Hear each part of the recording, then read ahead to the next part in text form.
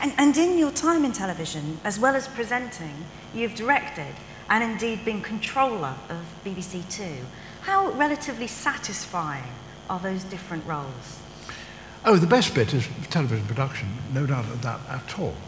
And that was what my job was for the first 20 years. 10 years.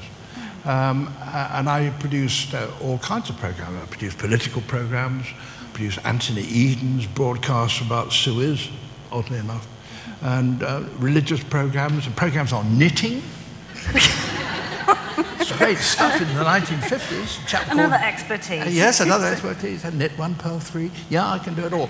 Anyway, and the only reason I appeared was that I had an idea for making films in West Africa of a man from London Zoo called Jack Lester collecting snakes and things. And the idea was that I would film him doing that, and then you would come to the studio live, and Jack would have a snake and say something about it, explain about it. And it would be live, and it was, which has its quality. I mean, live television is when things are going to bite somebody or pee down their front or something, So much more interesting. Much better, yes. Yeah. And so, but unfortunately, Jack got very ill after the first program, but there was a series of 6. It had to go on, and the boss of television at the time says, "Okay, Attenborough, you were there. Go out and do it in front of the camera. Staff, no fee," he said very swiftly. But anyway,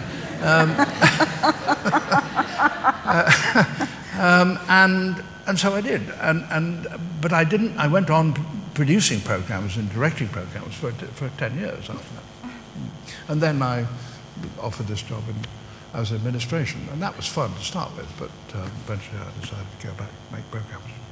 Because being controller must have meant you were able to be quite courageous, take risks again, and do things that people weren't doing.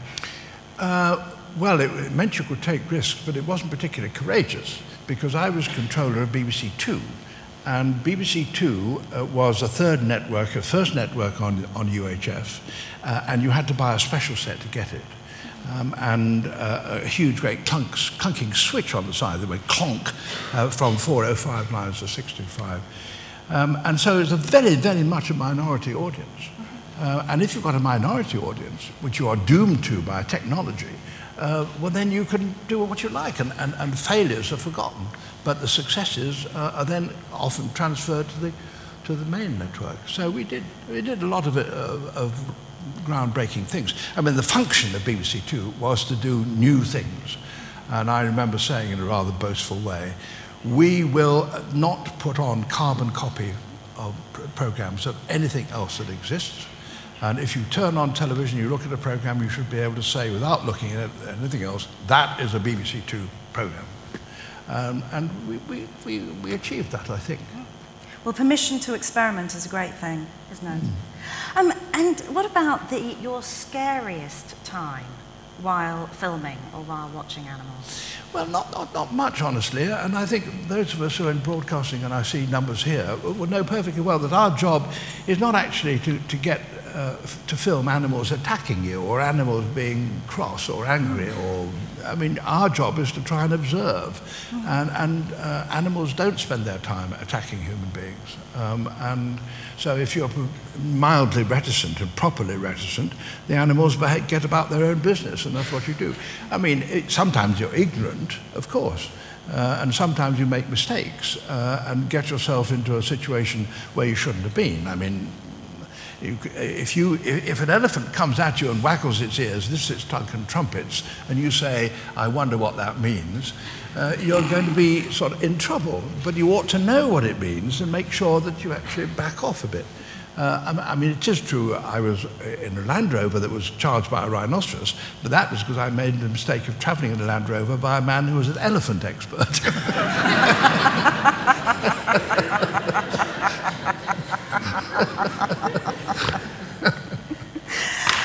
And in your view, what's the extent of the power of the media? Well, what is the extent of it? Well, of course, these days it's huge and sobering. And I have to be honest. I mean, in the 50s, we had a kind of naive idealism. I mean, we really thought, those little group people up in Alexandra Palace, we really thought that here was the chance of creating an educated democracy in the first time in human history since Greek city-states. I mean, it's all right being able to go to the Agora and hearing what Demosthenes thought about this, that, and the other. You can't do that in a Western big city, but you could do it with television. You could do it with, and that's what television should be. That's what enabled us. Every voice of significance in the community would be able to be heard. You would be able to weigh out the pros and cons. Idealism, of course. One realizes one has to retreat from that rather idealistic view. But we're going an awful long way in the other direction. And I worry very much that television, because of economic pressures, is going to go far, far too far down the road, away from simply being chewing gum for the eyes. Yeah. Seeing some nods around the room about that.